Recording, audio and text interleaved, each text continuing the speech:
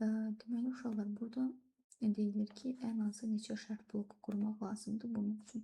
Deməli, burada hökmən nə olacaq? Deməli, 3 dənə şərt bloku varsa, 3 dənə şərt bloku varsa, hökmən cavab ya 3 olacaq, ya da özündən bir dənə az. Yəni 2 ola bilər.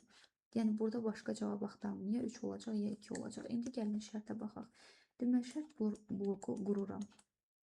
Deyirəm ki, x böyüdür 5-dən. Hə desəm, gəlib burada nəyi hesablayacağım? Gəlib hesablayacağım x kvadrat plus a-nı. İndi yox desəm, gəlib nəyi, burada yenə şərt görürəm. X kiçikdir 1-dən. Demək, bu şərtə mən hə desəm, gəlib burada hesablayacaq nəyi? X kubu plus 3a-nı.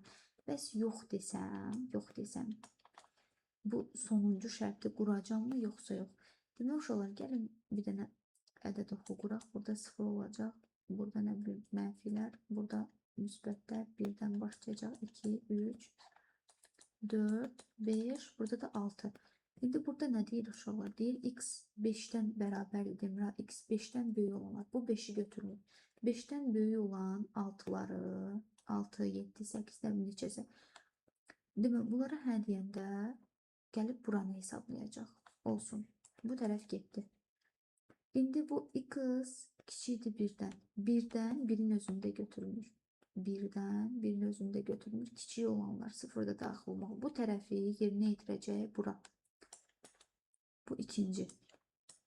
1 də getdi, 2 də getdi. Bizim əlimizdə hansı qiymətlər qalıb? Baxın bu qiymətlər. 1-dir, 2-dir, 3-dür, 4-dür, 5-dir. İndi burada şərt nə verilir? Bu şərt nələri hesablayacaq? 2-ni, 3-ü, 4-ü, 5-i. 5 bərabərdir. Amma mənim əlimdə qalanlar hansılardır? 1, 2, 3, 4, 5. Bu şərt məndə 1-i hesablayır, yox. Demək, bu 1 bura daxil deyilsə,